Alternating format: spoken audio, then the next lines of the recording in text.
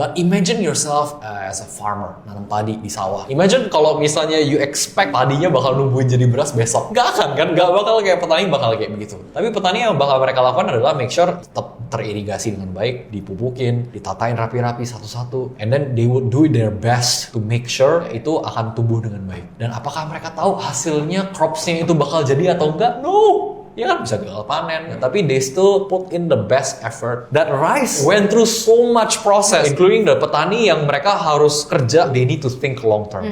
As an investor, just imagine yourself as a farmer. Welcome to the series I Can Relate. Di series yang kali ini kita kedatangan tamu spesial, Emilia.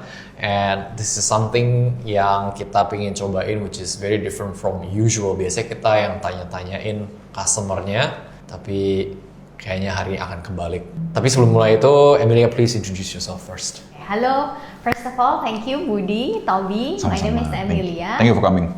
Oh ya, thank you for having me. Nama aku Emilia, jadi aku adalah seorang brand strategist. Aku sudah pernah bekerja selama kurang lebih 14 tahun di Unilever, di Nutrifood, di Coca-Cola untuk mengelola brand. Nah, hari ini aku berada di The Compound untuk belajar dari Budi dan Toby tentang bagaimana mereka membangun brand The Compound. Okay, this is something yang gila banget sih, because we don't really have any branding experience or whatever, we just like IT. Langsung hajar aja. Ya, software kita kerjanya background IT gitu kan, so hopefully we're not gonna blow up the questions that you ask. Enggak sih. So, the title of your podcast is I Can Relate. I Can Relate. Nah, Oh, itu sebenarnya relatable banget cerita kalian dengan banyak cerita teman-teman yang lagi bangun brand. Jadi, memang spesialisasi aku tuh membantu brand-brand yang lagi krisis untuk understand the root cause of the problem, finding a unique opportunity for them, and get back to growth gitu. Nah, tapi selain itu aku juga banyak ditanyain sama teman-teman yang mungkin baru mulai bisnis dan build their brand. Jadi cerita kalian tuh sebenarnya relatable banget buat mereka. Karena kadang kita tuh belum tentu mikirin semua itu di depan. Karena bisnis kan kayak gitu kan, entrepreneurship kayak gitu kan. Udah lakuin dulu, ada respon, baru kita dapat ide lagi untuk memperbaiki. Jadi ceritanya nggak apa-apa banget, very relatable. Okay. Nah, so should I start? Yes. Ya, oke. Jadi Let's go. ini selain Can Relate juga ini Talk with Emil. Ini jawabnya siapa yang mau jawab aja gitu ya? Ya nanti kayak mungkin kalau misalnya gue nggak tahu mau jawab kayak gimana, gue suruh lo jawab dulu. Siap. Oke, nah, Toby, Budi, kalau misalnya nih, mungkin buat pendengar kalian semua udah tahu The Compound, tapi mungkin untuk pendengarku ada yang belum tahu The Compound. Ceritain dong The Compound tuh apa sih? Silakan Pak Tobi. Kalian? In a nutshell, we help busy professionals untuk invest di equity market, di Indonesia equity market for the long term. Yang kita lihat, kita ada 3 value proposition yang paling penting ya. Number 1, dana nasabah itu di-keep sama mereka masing-masing. Jadi kita nggak ada akses ke dana mereka, kita nggak ada akses ke sekuritasnya mereka, dan kita mau bawa kabur uangnya mereka juga nggak bisa. And then the second thing adalah we want to align the incentives between us service providers sama nasabahnya kita. Jadi dengan itu kita cuma charge a fee kalau misalnya portfolio mereka bertumbuh. So if there's a growth, then there's fee. Tapi kalau misalnya nggak ada growth, there's no fee. And the last thing is professional. So Budi here is a penasihat investasi licensed by OJK, and he's the one who recommends stocks-nya itu bakal kayak gimana, alokasinya, max buy price-nya dengan investment thesis yang udah rapi dan jelas gitu kan buat our customers. Sama exit strateginya juga. Sama exit strateginya, everything, supaya mereka bisa invest tenang di pasar modal. Oke, jadi equity ini berarti stocks ya, saham. Saham. Khusus di saham. Dan kemudian thesis itu apa tuh? Mungkin buat teman-teman yang nggak tahu thesis itu apa? Oh, actually that's a very good question. I used the word thesis like so many times. Simply put, a document stating that why do we buy this? Oke. Yeah. Dan kalian baru dapat fee, apalagi kan kamu bilangnya ini align the fee with the profit for the customers gitu. What does it mean? It means that if our customers get richer, then we entitled to the fee. So practically speaking, we'll take a look at the portfolio value at the end of the month, tanggal 27. Kalau misalnya portfolio value-nya itu tembus titik tertinggi, dan kita akan compare nilai tersebut dengan titik tertinggi sebelumnya. Bukannya dengan nilai pas portfolionya itu bulan lalu ya, atau 2 bulan lalu, tapi titik tertinggi sebelumnya pas kita snapshot itu. Kita see the difference and then we apply a percentage gitu. Oke. Jadi we charge our customers based on their portfolio growth. Oh, very interesting karena biasanya fee itu didapat pada saat jual beli kan. So, Yes. Jadi nggak peduli kita beli barang yang salah quote unquote ya pokoknya dia tetap dapat fee betul. gitu. Nggak peduli kita setelah beli barang yang salah nilainya jatuh, modal kita jadi terpangkas gitu minus, mereka tetap dapat fee gitu. Kalau ini enggak ya, berarti kalian bukan pas jual beli tapi pas memang ada pertumbuhan dan pertumbuhannya itu karena continuous jadi harus all time high baru nanti akan ada charts yang baru lagi gitu ya. Oh, very interesting. We'll talk about that later. It's very interesting. Mungkin buat teman-teman yang nggak familiar, model fee yang tadi barusan diceritakan oleh Toby itu sangat tidak biasa di perdagangan pasar saham untuk kita retail gitu. Tapi nanti kita akan ngobrol tentang itu lebih lanjut. Nah, sebelumnya ceritain dong siapa sih kalian kok bisa sampai punya ide bikin Recompound. Tapi mungkin ceritain dulu nih Toby itu siapa, Budi itu siapa? Budi dulu. Dulu deh. Oh, dulu. Okay.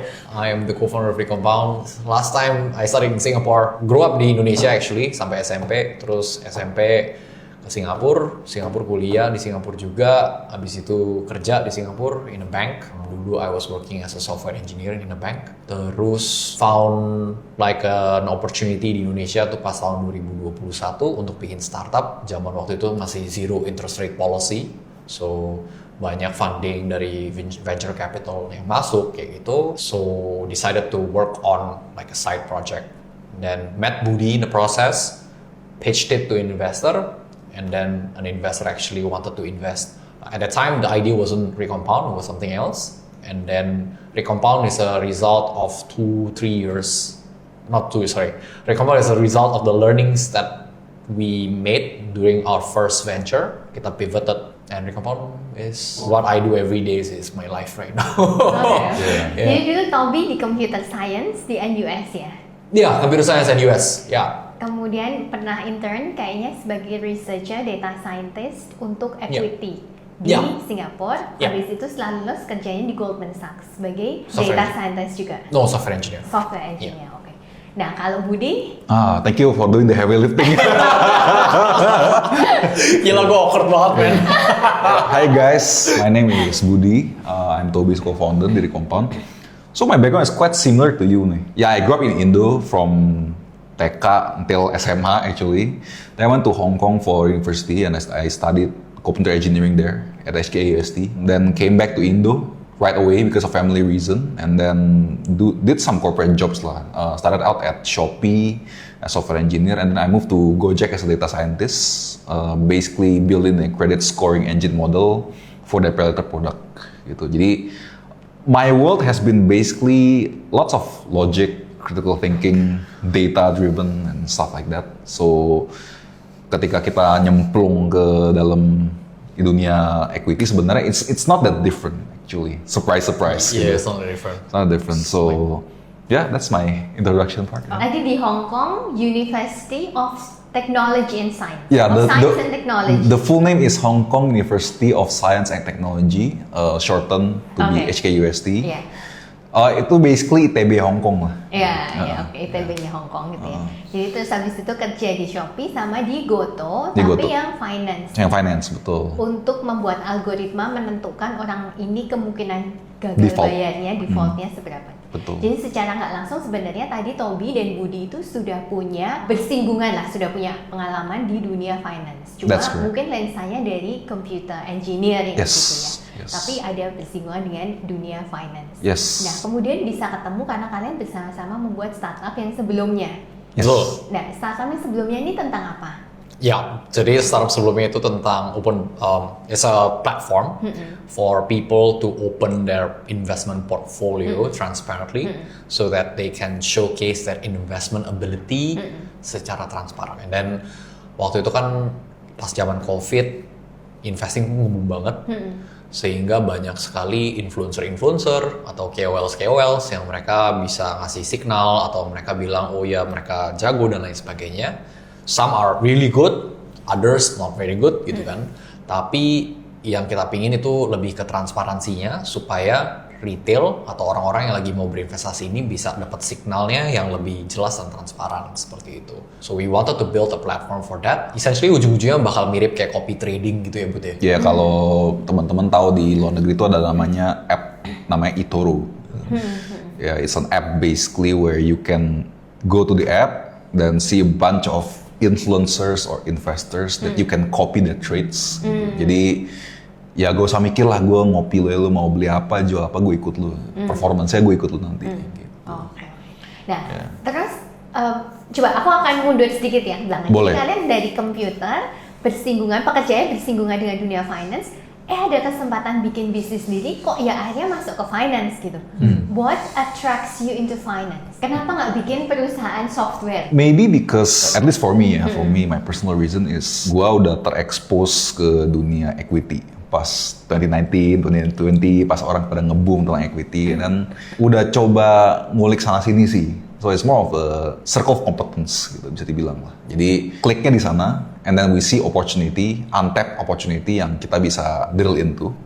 So ya lebih ke situ sih. Yeah, actually same thing. I also got introduced to saham pas gue masih SMP actually. Terus kayak ada broker datang ke rumah ngajarin kayak technical analysis. At the time I was like, ini kenapa kayak gue harus belajar technical analysis hari ini, kayak look at all the bullish pennant flags and everything kayak gitu kan. I think itu kind of got programmed in me as well. Sehingga ketika lagi pas university atau ketika pas lagi mau cari internship, ujung-ujungnya cari financial institutions juga sih. So for example, the internship that you mentioned, not just in data scientist in Refinitiv juga, tapi I also worked as an intern di private equity firm. So I looked at the workflow of people, how they analyze businesses. And at that time, it was still very, very alien foreign to me. Tapi it gave me the seeds of interest towards the industry juga sih. Nah, terus startup pertama ya, mungkin itu percobaan pertama gitu ya. Things happen, it didn't work, and then you make Recompound. Masih lagi nih di dunia finance. Yes. What makes you build Recompound? Kenapa kalian membangun Recompound? Kalau ini gampang. Oke, silakan. Because I saw that my mom's portfolio wasn't really well taken care of ketika zaman COVID boom itu berakhir. Jadi tahun 2022 akhir tuh, 2023 awal, 2022 akhir itu masa-masa IISG kayak hancurnya parah-parahan banget. And then I saw that my mom's portfolio was really bad. Terus I was like thinking, ini kenapa beliin saham kayak begini gitu kan? And then the answer was, oh ya karena dia disuruh beli itu sama broker kayak gitu kan. So I was like thinking, loh kok broker suruh kita beli saham kayak beginian gitu. And I was quite angry actually at the time because she lost a lot of money and I know how hard my mom worked to raise us. Jadinya I was like questioning, kayak di Indonesia ada gak sih yang actually bener-bener mau maksudnya kayak lu bikin service supaya customer tuh cuan, tapi dan bisnisnya juga jadi cuan kalau bisa customer cuan. And then I was like thinking actually nggak ada gitu yang for retail gitu, yang for investment, for busy professionals yang kerja di kantoran atau jadi entrepreneur sekalipun yang duitnya juga lumayan sizable itu nggak ada kayak gitu. So I was like, yeah, basically what Toby said, we see an acute problem in the society, Indonesian society and specific, and we tap into it. Jadi ya sebenarnya kalau Toby bilang kan, dia bilang nggak ada solusi. Sebenarnya ada solusinya. Tapi it's more for high net worth individuals. Jadi kalau di industri asset management di Indo, sebenarnya kan kebagi dua. One is you buy mutual funds, basically yang public gitu. The minimum amount to invest is very low, like 100k rupiah you can already start invest gitu kan. But the thing about the public mutual fund is that the incentive is not quite aligned with the customer gitu. Jadi kayak they charge fixed management fee, mau lu untung mau lu rugi ya udah tetap kena charge gitu kan. And then the other hand, the other spectrum is this one is for the high net worth individuals. It's a solution called KPD, ya kontrak pengelolaan dana. So it's basically there's no the fund manager can set it to be there's no management fee. They can charge performance fee like we do gitu. Tapi masalahnya adalah the minimum amount for you to enter to invest usually is like really high, maybe like 10 billion rupiah. And stuff like that. Jadi kalau ya peraturannya 10M itu peraturan. Kalau misalnya in reality it can be higher. Say 100M. Ya bisa aja. Man, I wish I have that kind of money. Oke, jadi kalian merasakan problemnya dari diri sendiri, ngelihat ternyata orang lain juga punya problem itu, ngelihat kayaknya kompetitornya pemainnya nggak banyak. Yes. Jadi you decided to try to make this business. Ya, we see business sebenarnya ujung-ujung itu aja sih. What you are good at sama apakah ada opportunity aja di market yang masih belum ke-tap in aja. Sebenarnya itu aja sih. Iya, soalnya bisa, maksudnya bisa kasih value ke orang nggak sih? Gitu. Because if you are good at something, and then there's a problem that you can solve with the skill that you have, kan ada value transfer. And then when there's a value transfer, you get payment. So the business is just like a tool that we use to transmit as much value as possible to people who actually need it. Iya, agree. Dan sebenarnya uang itu ya sebenarnya juga perantara aja. Kalau orang merasa dia mendapatkan value dari kita, dia akan memberikan uang itu kepada kita. Sebenarnya cuma perantara antar value. Agree. Betul. Very good philosophy, business philosophy. Nah, terus kalian udah kan, oke kita coba bikin recompound gitu. Ada nggak sih momennya kayak, oh ya, this is a good idea nih, kita udah dapat validasi dari market, and let's continue it. When people pay. As simple as when people pay, and then when we know that the unit economic makes sense. And the cost of acquiring customer like you is less than the amount of money that we will get in return. Oke, ada nggak sih kayak pada saat, oh orang ke-5, orang ke-10, orang ke-100 gitu, kayak merasa, oke ini udah validated, atau kayak nggak nge-flow aja? Ya, lebih nge-flow sih when we see the result keeps going better and better, dan we just keep flowing aja. Jadi tadi 2 poin ya, pada saat ada orang yang beneran mau mempercayakan uangnya dan bayar kalian, sama yang kedua pada saat growth aja. Growth aja terus. Oke. Nah gimana kalian juga tahu nih, oke aku mau bikin ini bareng Budi juga tahu aku mau bikin ini bareng Toby. Yeah, I mean, I really work well with this guy. This guy is an awesome guy to work with. Ya, same goes lah. Maksudnya. Nanti kita dig around. Sebenarnya, in a nutshell, work ethicnya setara lah, mirip dan setara gitu. Jadi, the problem with kayak I know this is not my first venture into business, and there are times where work ethicnya tuh kayak nggak sinkron gitu. Bisa aja kayak dia terlalu deep, malah gue terlalu santai, atau kebaliknya kayak I work too hard and then the other founders nggak work too hard, kayak that can create friction dan akhirnya nggak bisa tahan lama. Jadi pace kerjanya sama, passion kerjanya sama. Yes. But I'll dig deeper into that later. Boleh. Karena orang itu fase hidupnya tidak sama terus kan. Bisa jadi suatu saat Budi fase hidupnya berubah. Betul. Jadi mungkin dia pace kerjanya bisa nggak sama nih, dan what will happen gitu. Betul banget. Oke, let's start. Let's go. Well, that's gonna be a fun question, Eric. We look forward to that. You have probably 20 minutes to think about that before he arrives to that question. Shit. Nah, tapi nih yang menarik adalah kalian tuh kan anak muda. You started this when you were less than 30 years old, right? Yes. Jadi kalian anak muda dan kalian memulai bisnis di industri yang sangat sensitif tentang kepercayaan. Yes. Dan industri keuangan itu sangat sensitif. Orang mempercayakan keuangannya kepada kalian. Gimana sih kalian bisa membangun kepercayaan dan credibility dari brand Recompound ini? Wah, Tommy yang jago. Okay. I would say that we try as much as possible to reduce the necessity for people who are considering us to trust us at the start. Jadi mereka tuh nggak usah trust kita kayak gimana-gimana banget. That's why kayak kita nggak pegang uangnya mereka, ya kan? Kita nggak ada account sharing account sekuritas sama sekali nggak ada. Terus juga kita selalu when it comes to marketing the services that we have, we always appeal to people's logic and rationality. And we always say to people that you don't have to use us if you don't need to.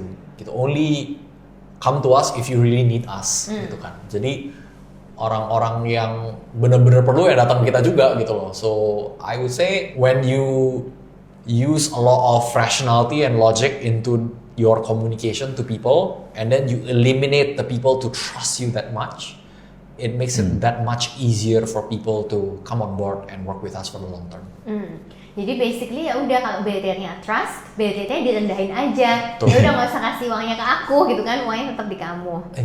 Jadi kalian akan kasih advice aja, dia yang menjalankan. Betul. Dan di-align-kan tadi dengan profitnya ya. Jadi supaya orang tahu, oh oke, kalau aku rugi kalian juga nggak dapat keuntungan. Kalau aku untung barulah kalian untung. Gitu. Jadi ada insentif. Ada yang lain nggak? Budi menambahin? Kayak the low barrier of entry is really helpful for us to establish trust, but of course at the end of the day, when you do business investing, it's all about result. Gitu. Jadi ya eventually with this low barrier of entry, we simply deliver aja gitu, try to deliver the best that we could, meaning that every year modalnya bertumbuh terus, with minimal drawdown, that we kept our drawdown as much as possible, karena Yeah, we see a lot lah. Maksudnya kayak there are like some of my from what I see in the social media, for example, kayak for 1 year they score like really high returns, 50% return, 100% return. Tapi next year-nya turun 50% juga, ya sama aja gitu kan. Jadi what we try to do here is to deliver consistent result, dan dengan consistent result we can compound gitu. Then at the end of the day, it's not just about the money that compounds, trust also compounds. Ya, jadi, that's very nice. Ya karena dengan trust yang udah tercompound, ya of course mereka jadi lebih pede untuk tambah lagi. Oh, jadi growth-nya nggak cuma dari new customers, tapi dari customer yang nambah lagi terus. Yes. Jadi yang di-recompound-kan itu bukan cuma uangnya, tapi juga tapi trust. dengan cara product performance-nya harus bagus. And how do you make sure that you can deliver? What are the things that you do? Interesting. Obviously, it's from the quality of the analysis as well. Tapi I would say there are 3 things that we always bear in mind. Number 1 is when we buy an asset, kayak gitu kan, an equity, we think of it like business owners. So we want to buy an asset for less than it's worth. Means that ini memparaphrase lagi. Jadi kalau kita mau beli bisnis ya kita harus tahu ini balik modalnya kapan. Kalau balik modalnya cepet, ya obviously itu bisa lebih murah. Tapi kalau misalnya balik modal lamanya setengah mati, ya bisa lebih mahal. So that's in value investing, we call it margin of safety. So we only buy ketika investments-nya itu offer an attractive margin of safety. Number 2 adalah diversification. So when we see that, when we are very, very sure about like our investments, sometimes it's not very, very wise for us to just all in into a particular position. We want to diversify across sectors so that kalau misalnya ada sektor yang kurang perform, nanti ada sektor lain mungkin yang lebih perform kayak gitu. Then the portfolio becomes more resilient overall. And then the last component yang menurutku lumayan penting adalah the cash balance.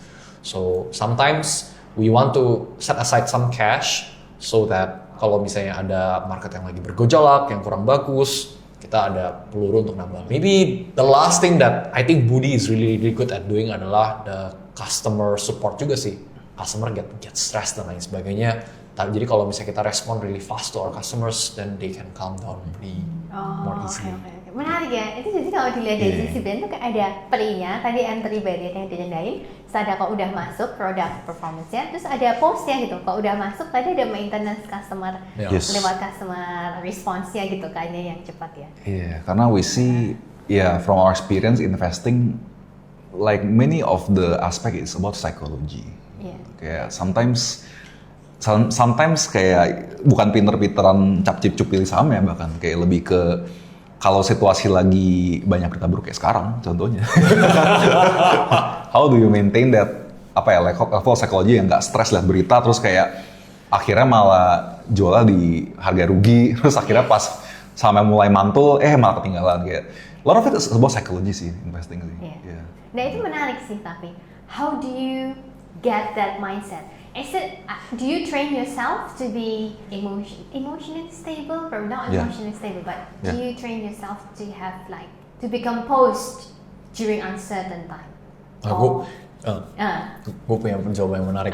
Ini karena gue juga actually baru bikin reels tentang ini, which is about thinking long term. Ya kan? So people nowadays say that, I think Warren Buffett also mentioned this, that the stock market is becoming a lot more like a casino. Ya kan? People are like very, very short termist dan lain sebagainya. So when we invest in equity, when we invest in businesses, we want to think long term. Ya kan? Tapi how do you think long term? Karena kayak kalau misalnya gue bilang ke lo, Emilia, think long term kayak gitu kan. Long term tuh berapa? Iya, long term tuh gimana maksudnya, bla bla kayak gitu. So I have maybe this is gonna be a nice way of testing it as well. Maybe the answer might shock you as well. But imagine yourself as a farmer, sebagai petani nanam padi di sawah kayak gitu. Imagine kalau misalnya you expect itu si padinya bakal numbuhin jadi beras besok kayak gitu. Nggak akan kan? Nggak bakal kayak petani bakal kayak begitu. Tapi petani yang bakal mereka lakukan adalah make sure ya tetap teririgasi dengan baik, dipupukin, ditatain rapi-rapi satu-satu, and then they would do their best to make sure kayak itu akan tumbuh dengan baik. Dan apakah mereka tahu hasilnya, crops-nya itu bakal jadi atau enggak? No, ya kan bisa gagal panen, cuacanya bisa kurang Dan bagus, hujan, hujan, banjir. badai, banjir, dan lain sebagainya. Tapi they still put in the best effort. And I'm actually very guilty of this. Sometimes we just take for granted of the plate of rice that we eat every day. Ya kan? We don't think about seberapa besar effort yang udah dikeluarin untuk nemuin Paris itu, that Tuh Budi itu yang nggak mau makan nasi tuh. beli mana sih ya. Tapi you can imagine that rice kayak went through so much process kayak gitu, including the petani yang mereka harus kerja kayak gitu, they need to think long term. So yeah, as an investor just position or you just imagine yourself as a farmer, as a petani kayak gitu, and then ya bisa lebih dapat lah. So you put in the best effort to menanam benih di perusahaan-perusahaan yang bagus. You don't really wish that the outcome is gonna be really good tomorrow gitu kan. Tapi best believe if you put in the best effort, the result might surprise you one day. That's a very interesting analogy. Karena persis yang kayak kamu bilang, even di brand yang lain, consumer like brand led for consumers, bukan cuma di finance, itu tren short term itu makin banyak. Bahkan ada suatu industri yang orang benar-benar ngeluarin brand viral 6 bulan terus mati, terus dia keluarin lagi aja brand yang baru. Dan aku sering dapat pertanyaan kayak gitu juga. Jadi zaman sekarang tuh nge-build brand itu kayak apa sih? Masih relevan nggak sih nge-build brand? Kalau tiap 6 bulan itu pemainnya ganti-ganti gitu, dan orang jadi pengen coba. Dan aku udah nge-build brandku udah 20 tahun lalu, dan sekarang kondisi brandku turun gitu misalnya karena brandnya setiap 6 bulan ganti keluar. So that's a very interesting philosophy, karena tetap main long term gitu kan, akan ada masanya konsolidasi brand-brand yang tadi yang mungkin cuma 6 bulan mungkin juga akan mati gitu kan. Mereka tidak membuild suatu aset tadi yang kayak Budi bilang, consumers as their asset, consumers trust as their asset, ya nggak bisa gitu 6 bulan kemudian dia udah nggak ada. Ataupun aset brandnya itu sendiri, namanya dia, kepercayaannya jadi nggak bisa gitu kan. Yep. And then maybe buat tambahin sedikit juga to your point about bikin brand baru dan lain sebagainya. Kayak tadi si Budi kan bilang do what we are good at. What we are not good at is building brands. So I guess we just build one brand, udah kayak gitu aja, udah satu kayak gitu. Karena kalian meskipun kalian bilang kalian mengklaim kalian nggak bisa build brand, tapi ternyata orang bisa trust kalian. Sampai orang mempercayakan tadi kan, bisa bayar kalian gitu, membayar kalian gitu. Berarti kan tersampaikan gitu apa yang pengen kalian sampaikan ke konsumen itu tersampaikan sebetulnya lewat brand kalian gitu.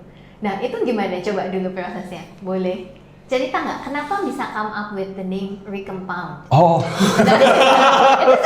You want the true answer? Ini bakal banyak orang kecewa sih. Ini bakal orang kecewa. Serius. Kayak ya, I mean, the history is like when we were transitioning from the old brand towards Recompound. Ya, of course we have to think about what's the new brand gonna be like gitu kan. Namanya apa ya gitu kayak. Gitu. I was browsing like Y Combinator website gitu. Terus ketemu startup namanya Compound. Keren juga namanya Compound ya. Terus saya Tobi, kita namanya Compound aja di Indo. Soalnya kan di US Compound kan nggak masalah kalau kita Compound juga di Indo gitu. Terus Tobi kayak, jangan terlalu mirip lah, tambah depannya di Compound. Sip, jalan. Tapi sebenarnya nyambung kan? Coba aku tanya, kenapa kamu merasa nama Compound itu menarik?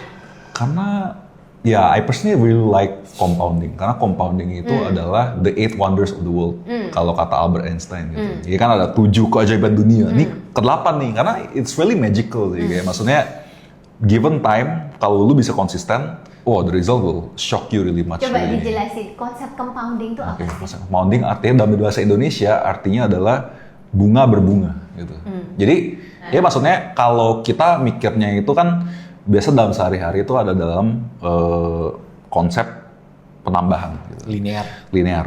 Jadi kalau misalkan kita mikirnya anak kita grow gitu, tinggi berat badannya gitu kan. Itu kan linear kayak mungkin hari ini kayak 10 cm, 11 cm, 12 cm, 13 cm, 14 cm. Cuman kalau konsep bunga berbunga itu nggak kayak gitu. Karena ada konsep namanya perkalian gitu. Jadi instead of nambah linear naik kayak gini, makin kita kasih waktu, dia naiknya tuh exponential ke atas. And I want to add something as well that is very interesting, which is about our behavior towards compounding. Okay, I want to demonstrate this to you. Tell me what is the result of 1 kali 2 Ini kali sama kayak di 3. blogmu kan? Oh shucks! Kamu baca ya blog postku ya? Oke, never mind then. Never mind then.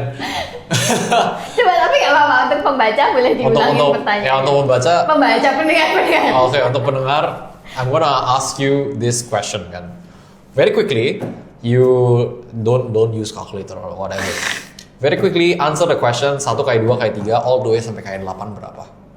Gitu. So once you have that answer, jangan lama-lama. Maybe people will say that oh ya jawabannya 500 atau enggak 1000. Well the answer is 40.000. It's a lot higher than a lot of people would think. So there's this thing called exponential growth bias, which is a very well documented psychological behavior. Ketika orang tuh have the tendency to underestimate the power of compounding. Compounding itu cuma berasa tuh at the end of at the later stage.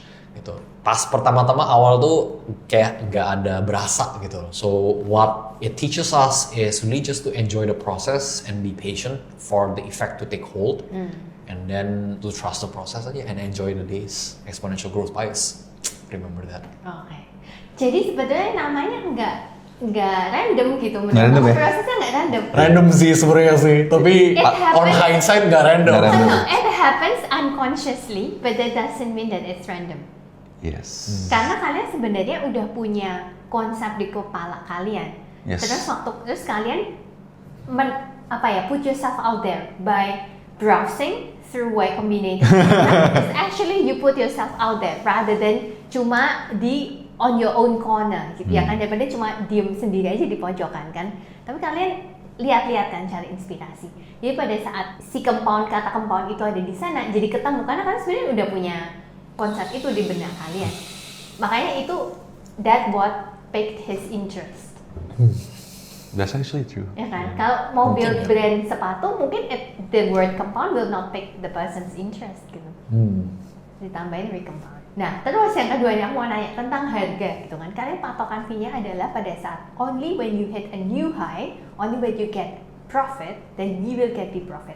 Dari mana sih kalian kepikiran model bisnis itu? Oh. It's your favorite answer. Yeah, we are shameless copier actually. Shameless what? Shameless copier. Shameless copier. Oke, gimana shameless copier? Kayak everything that we do is not original. We copy from the pioneers and the best in the investing world. Maksudnya kayak the profit sharing scheme model is already been implemented by Warren Buffett. One of the best investor in the world.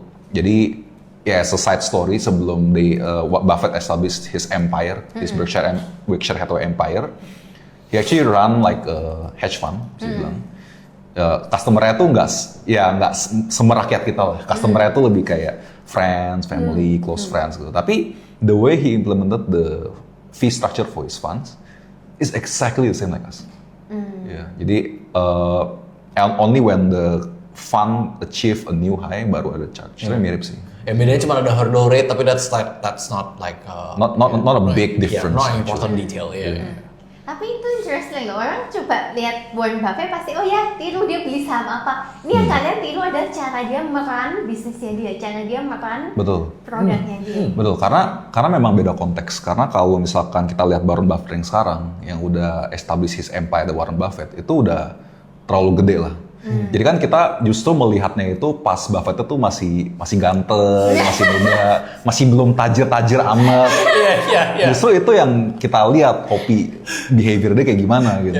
Itu yang lebih penting sebenarnya. Exactly, kita punya analogi bodoh sih. Maksudnya kita kan belum sukses ya. Jadi kalau misalnya kita mau niru orang yang udah sukses, kita harus niru ya pas dia belum sukses kita niru apa yang dia kerjain. Kalau kita niru pas udah sukses gak ada modal ya. Dia beli perusahaan asuransi, beli perusahaan ini itu. Nggak ada duit bos. Nggak ada duit. Menarik. Nah, jadi itu tadi aku merasa ya, ini aku sambil nyatat sih, kan sebenarnya belajar dari kalian baik banget tuh. Kalian membuat brand itu berangkatnya dari real pain-nya nyata dan kalian bahkan alami itu sendiri. Kemudian kalian itu mencari partner itu yang value-nya align, ya kan, cara pikirnya juga sama, value-nya sama. Abis itu sebenarnya cara kalian membuat penamaannya aja itu kalian juga nggak berkutat sendiri kan, kalian mencari inspirasi dan kalian udah punya filosofi yang jelas gitu yang mau ditampilkan oleh penamaan brand kalian. Abis gitu mungkin dari pricing strateginya juga kalian pikirin pricing itu nggak cuma oh yaudahlah pricing biasanya seperti ini kita lakuin hal yang sama dengan orang lain, enggak gitu kak. Pricing strateginya pun kalian alignkan lagi dengan filosofi kalian gitu kan, untuk build credibility, untuk menguntungkan konsumen karena kalian pernah berada di sepatunya konsumen dan kalian nggak kepengen mereka merasakan pain yang sama seperti kalian gitu kan. Yang tadi dibilang Budi itu sebenarnya bagus banget sih untuk first time entrepreneur gitu. Nggak ada hal yang baru di dunia ini, kita masih experienceless, let's just copy aja deh orang yang udah berhasil. Copy what works. Yeah. Copy what works, yeah. Don't reinvent the wheel. That's very interesting. You know, don't make another Facebook, don't make another YouTube. Just Nah, tapi ya sebagai kalian yang merintisnya sekarang berapa tahun? 5 tahun? yeah, 5 years. Thereabouts, yeah. 4 to 5, yeah. Yeah, approaching 5 years. How do you grow or how did you grow Recompound to what it is today? Udah jalan kurang lebih 5 tahun, nah, gimana sih kalian tuh bisa membangun Recompound dari 0 sampai sebesar sekarang? Right. So first of all, I think the answer is always going to be a process ya. So it's not like something that is instant terus tiba-tiba langsung jadi wah what is Recompound today? Yeah, it's 4 to 5 years, man. Yeah. It's like 1 month. No, it's not like 1 month. So I think the first and most important thing adalah the core value yang kita bisa kasih ke customers, which is the the investment quality yang kita rekomendasi dengan customer. That's the most important thing kan. And then because the investment quality gives you the results and the performance that would allow us to be alive, by the way. Ya kan kalau misalnya nggak berkualitas, terus and then kayak kita nggak makan dong ya kan, kurang lebih seperti itu. Then after that, you need to make sure that we can serve people at scale. So the technology, the operations, customer supportnya harus jalan. Then once we get that going, we build again on top of that, which is the marketing strategy gitu kan. Gimana cara supaya kita bisa market our services in a way that is different. Kalau si Budi tuh, his favorite term adalah purple cow mentality. Oh iya, gimana cara kita bisa beda sama orang lain? Because if you are doing the same thing as other people, you basically be getting the same result as other people. But we want to get good results, or not saying that other people's results are bad, tapi we want to get good results for ourselves. So the way we do the marketing is also very, very deliberate, and because we know who we want to attract, which are good people, logical people who want to be investing for the long term. And these people are not very, very easy to find. They're quite rare gitu. So ya itu sih yang selalu kita balikin our attention and focus on gitu. Before the product, the marketing, the operation, there's something yang I think a tip yang I think is quite underestimated these days, which is focus. Because like I saw some of my friends gitu kan, they start a new venture gitu kan, baru jalan kayak like 6 months, 1 year, udah mulai bercabang. Kayak, I start a new venture lagi nih gitu. Dan perhatiannya fokusnya ke split. Nah, at the end of the day, ya nggak ada yang jadi gitu. Because there's no focus. Jadi kayak kayak some of our customers like actually ask us kayak, hey Budi and Toby, besides Recompound, what else do you do like for the business? Yeah. Oh yeah, I get this too. Yeah. Kayak, nothing else. Nothing, bro. Nothing. Okay. I think karena I think to grow the Recompound to what it is today aja is really heavy. Gitu. It's not easy gitu kayak. Like for me to add another layer of another business to manage lagi dari kecil lagi jadi gede lagi. For me it's impossible. Jadi like maybe I can add another business lagi kalau misalkan ya Recompound udah kayak segede Astra gitu. Amin. Gua aminin buat. Oke. Tapi itu tips bagus ya. Kenapa? Yeah, other than that, we'll just focus on this sih. Yeah. Until we retire kali ya. Focus and patience ya. Tadi ngomongin long term juga. Jadi supaya bisa fokus dia harus percaya bahwa ini tuh prosesnya memang nggak instan. Tujuannya long term. Tadi dari Toby tuh nice-nya adalah even kalian tuh clear banget segmennya siapa gitu kan. Orang yang memang mau invest, sibuk, tadi basically professionals, tapi juga logical gitu. Jadi nggak yang mau kayak ya nggak ada proses instan dan. I think you call this rational delegators. Yeah, rational. And the thing is, it's not very, very hard to grasp as well. I mean, if you're a professional, if you're an entrepreneur, kayak gitu kan, you realize that time is a valuable resource. Ya kan, you need to be able to delegate your work to other people so that work can be performed like best. Kalau misalnya kamu ngurusin semuanya sendiri, mau bangun rumah for example, kamu bangun rumahnya sendiri kayak gitu kan. That's not very very practical because you know that you might not be good at that. So yeah, it's the same thing. We just help people to do their investments with a clear process, disciplined process that allows them to reap the benefits for the long term juga. Jadi clear segment. Yeah. Nah, tapi even though you have clear segment already, you mentioned that it is difficult to find them. So how did you find them? Itu sebenarnya itu dua pertanyaan marketer tuh paling, siapa sih segmen gue gitu. Abis itu yang kedua, kalau udah ketemu segmen gue gimana sih bisa reach ke mereka gitu kan. You solved the first one, so how did you solve the second one? Pertama-tama I think quite obvious ya, friends and families of course. Gitu kan. Kayak we make these friends and families happy, the word starting to spread gitu kan. Dari ke circle 1, circle 2, circle 3, and then we also do a bunch of marketing yang lumayan nekat dulu. Ya, we cold call gitu. Cold call via LinkedIn. Our LinkedIn network ya. Kita like I remember those days like every day I basically just scoured LinkedIn, add as much as connection as I can sampai di ban sama LinkedIn. Dan that's where we get the first set of initial customers yang tadi aku bilang kayak if we perform, they are happy, trust compounds as well. Itu sebenarnya very smart loh. Jadi pertama kalian mulai dari scope terkecil kan. Network, personal network, warm leads itu memang katanya paling penting kan. Yang pertama yang orang udah kenal kalian. Betul. Yang tahu oh nih si ini anaknya ini rumahnya di sini kagak mungkin dia ngilangin duit gue gitu kan. Jadi betul. Try with your first circle. Dan yang tadi dibilang scouting di LinkedIn itu very targeted channel loh, karena tadi segmennya professionals. Jadi udah nggak ke lain-lain, bukan ke TikTok, meskipun selalu orang bilang sosial media dong harus ada TikTok, enggak. Tapi yang dilakuin fokus dulu nih. Kalau professionals dia di mana? Di LinkedIn. Jadi Budi scouting LinkedIn tiap hari. Oh wow. Dan yang ketiga adalah mau kerja kotor gitu, mau manual, nggak yang cuma pasar. Oke, let's pay an agency, let them do the work gitu. Kayak, hands on. Kayaknya si Y Combinator Paul Graham pernah ngomong. When you want to build a company, you do the things that don't scale at the start. Which is very counterintuitive. Counterintuitive banget sih. Tapi I think that advice is spot on. Betul. Karena dengan kalian hands on banget gitu, kalian bisa ngerasain beneran, ya kan? Ini works apa enggak sih sebenarnya? And then you can just iterate. And iterate. Kalau si, I think this guy called Naval Ravikant.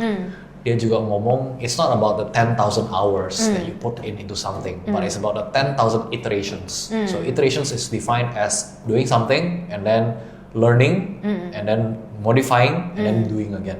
Kayak gitu. And then you do it like a lot of times, then you get good at it. Iya. Jadi nggak melakukan hal yang sama dan terus-terusan dan berharap hasil yang berbeda gitu. Ini kok nggak jalan sih? Ulang lagi gitu. Jadi dilakuin, direview, diperbaikin, diulang lagi gitu kan.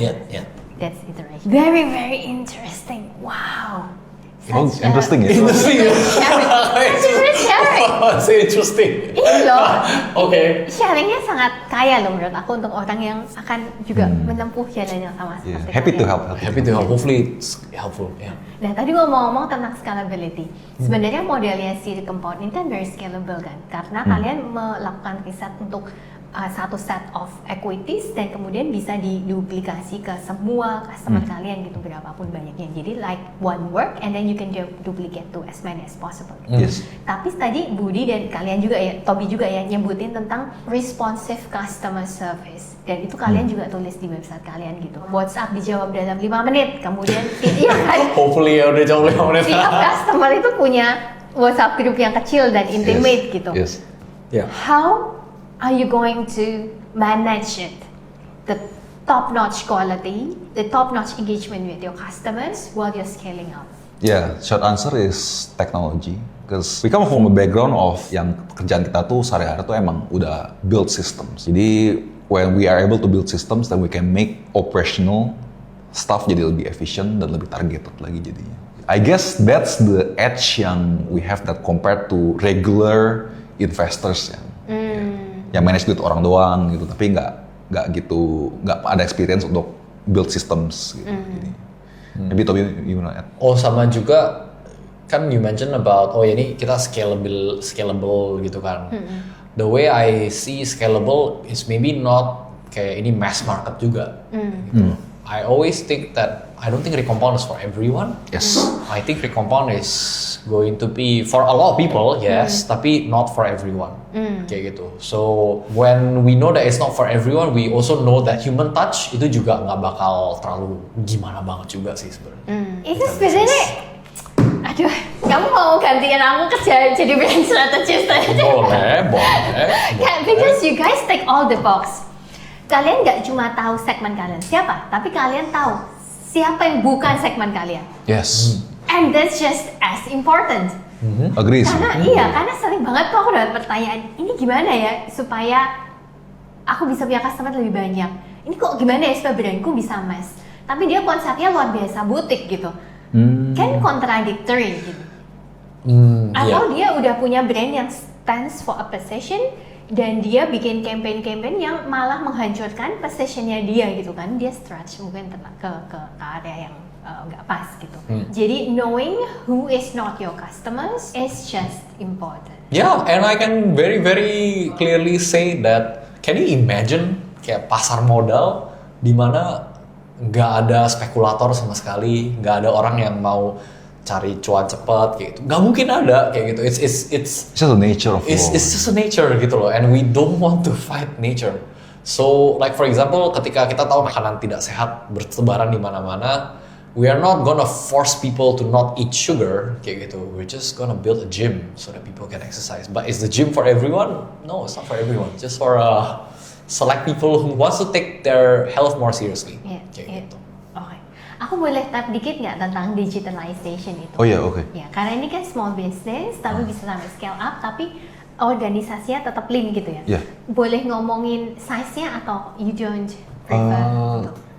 Ya, full team squad maybe 10, including some part-timers and freelancers gitu sih. Yeah. Ya, size-nya. 10 people sudah include yang part-timers sama freelancers, Yes. tapi untuk the size yang sebenarnya comparable untuk sebuah reksadana profesional gitu kan. Cuma ini mungkin kalian memang sengaja tidak mau menaruh di platform yang sangat publik gitu kan. Yeah. Jadi very very lean organization Agree. for such size gitu. Yeah. Nah, boleh nggak sih share dikit digitalisasi kayak apa sih yang kalian build, sistem kayak apa yang kalian build sehingga bisa membantu flow kerjanya? Ini untuk pembelajaran, karena banyak banget sebenarnya teman-teman yang masih sangat manual gitu kan. One thing for sure is our system to track the customer's portfolio.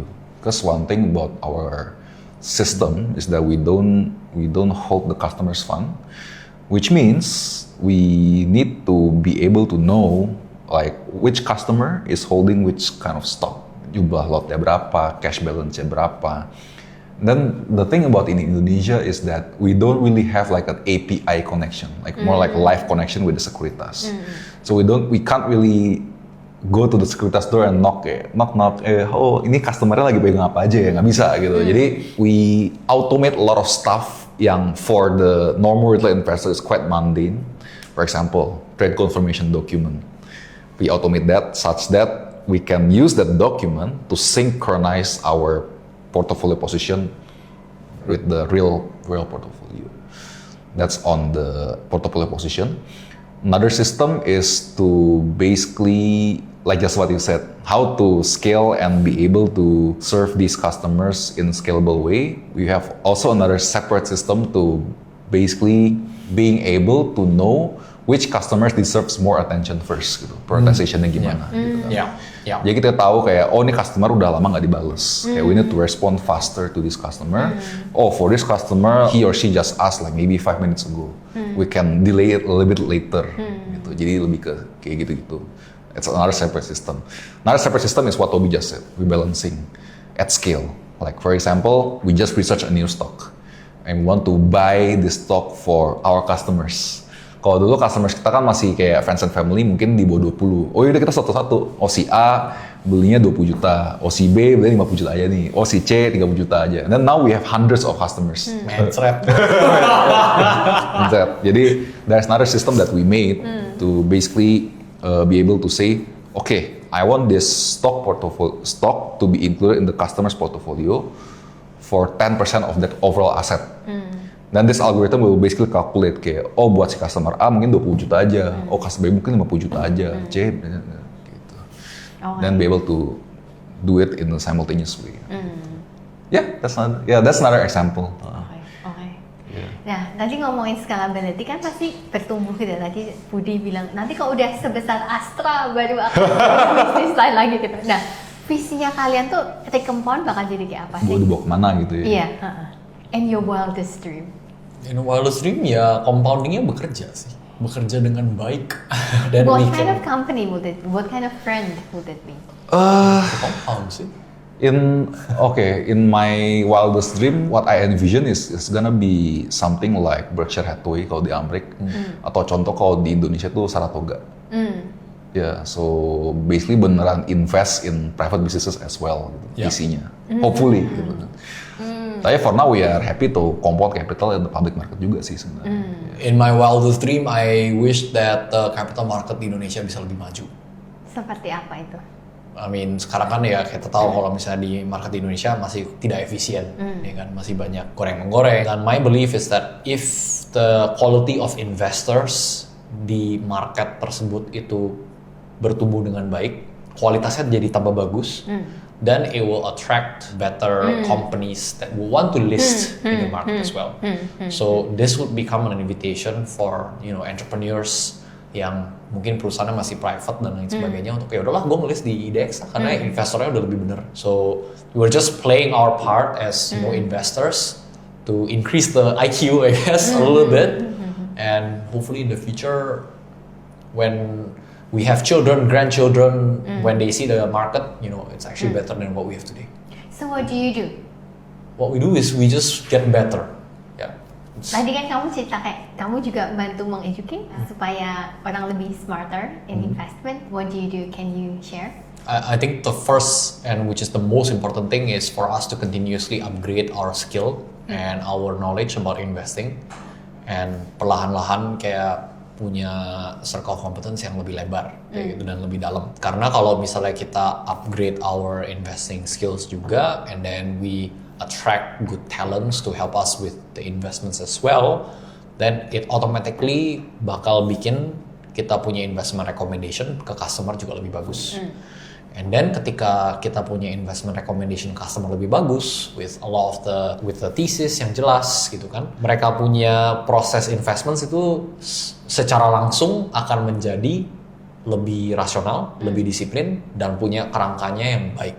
And this by default is already going to be better than kalau misalnya mereka cuman ya invest ikut-ikutan temen, atau enggak invest karena ada influencer yang ngomong A gitu kan, atau invest karena ngeliat berita dan lain sebagainya lah kayak gitu. So it's an upgrade to the ad hoc investment process yang biasanya mereka punya gitu, and kualitasnya akan bertambah. Salah satunya kan aku sering baca tuh, kamu punya blog. Dan blogmu tuh unik gitu kan. Kadang aku merasa blogmu tuh cukup raw, jadi cukup vulnerable untuk kamu bagikan, yang nggak selalu tentang keuangan juga gitu. Kadang tentang refleksi pemikiran atau refleksi kalian terhadap suatu pertanyaan dari customer gitu. Konsepnya apa sih si blog ini? Konsepnya adalah untuk hopefully better the mindset. It's called the investment mind shift. So hopefully when people read the blog post, they can have actually I haven't thought about that before.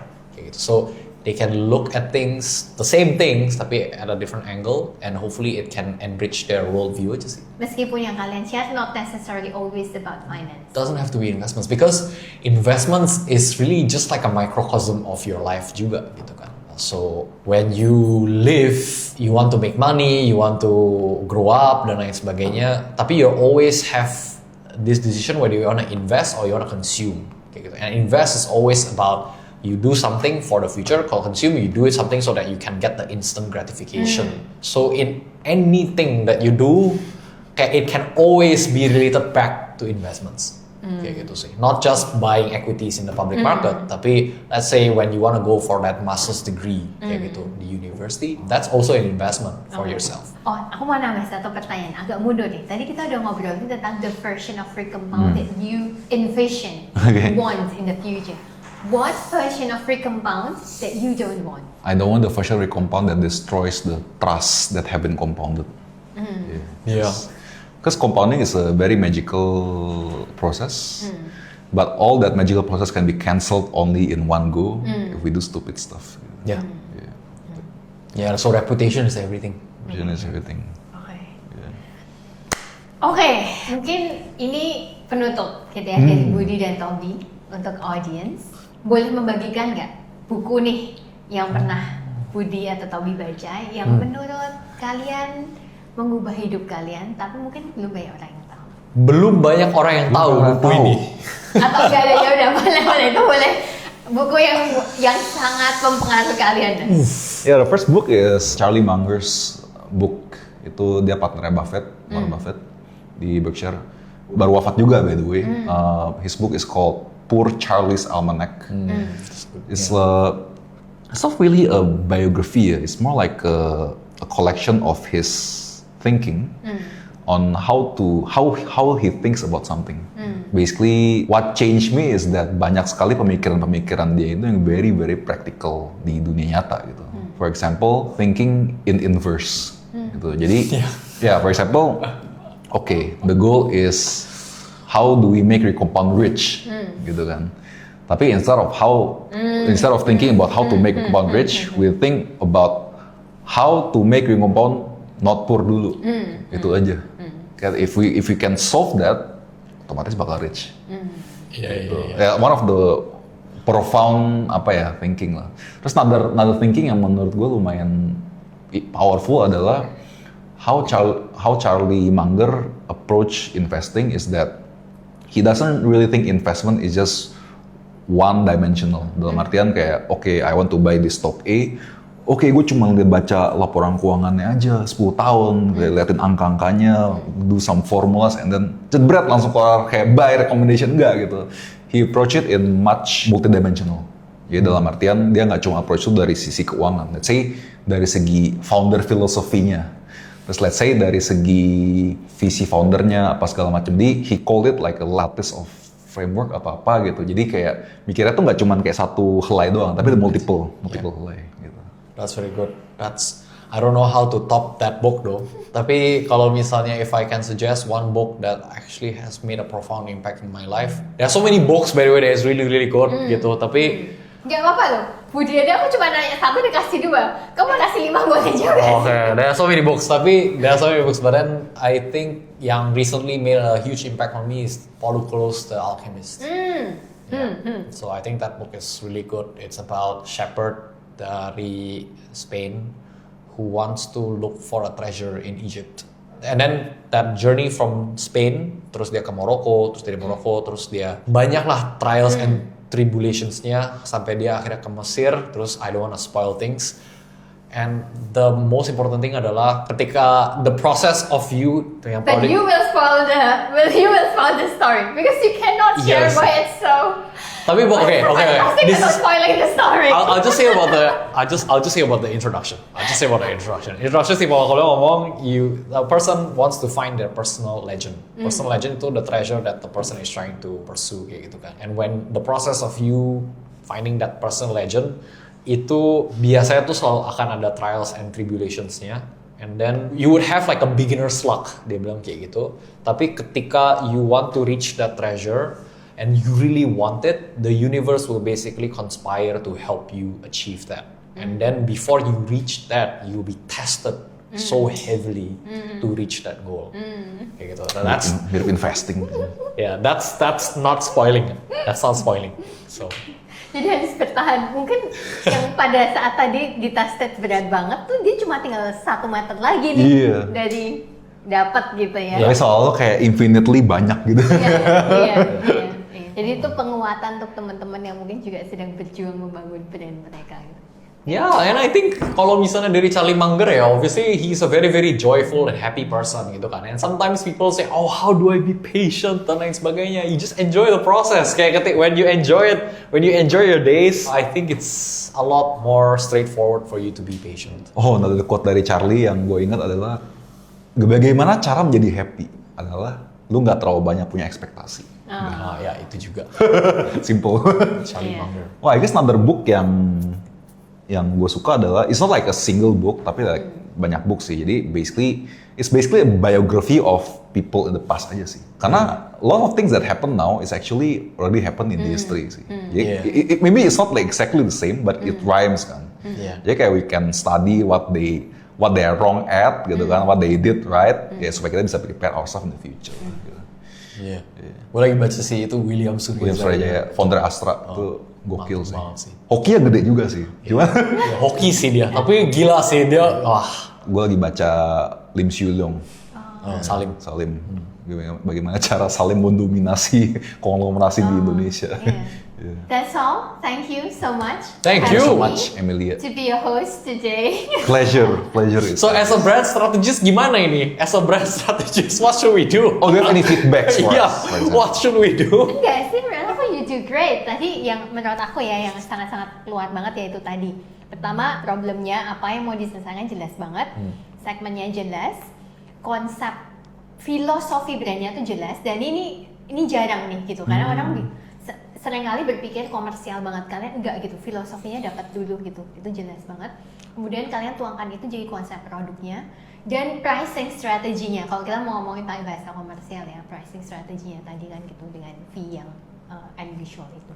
Nah, tapi all in all termasuk kayak cara kalian bikin tim gitu, kalian juga kerja bareng orang yang satu value dengan kalian. Dan Yes. mungkin kalau mau dibungkus all in all, shortcutnya adalah tadi yang Budi bilang, ya udah daripada susah-susah lu tiru aja orang yang lain udah berhasil, itu metode mereka gimana gitu kan. Which is kadang tuh kita terlalu idealis, kita deep within our own thought, nggak keluar dan ngeliat yang orang lain udah kerjain tuh gimana. Sementara mungkin ada orang yang udah berhasil dengan suatu pemikiran dan metode dan trialsnya mereka, dan kita bisa belajar dari situ.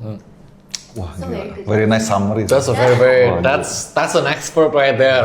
That's a brand strategist right there. Ya. Nggak boleh nggak ya, ini kan lagi ini ya. Yeah. Thank you. Thank you. You should say thank you. Yeah. Oke, thank you. Thank you. Thank you. It's Yay. fun. Sampai jumpa. Bye-bye. Selanjutnya.